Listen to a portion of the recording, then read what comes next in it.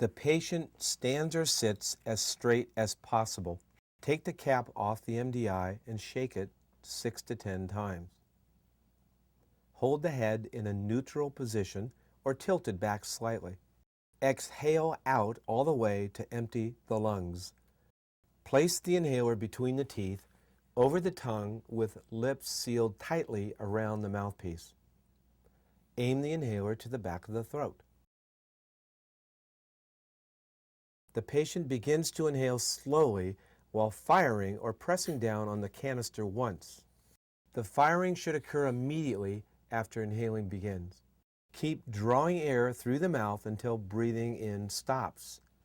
Keep the inhaler in the mouth throughout the inhalation maneuver. Hold breath and count slowly to 10. Release the breath slowly, relax, and breathe normally. And finally, replace the cap over the mouthpiece.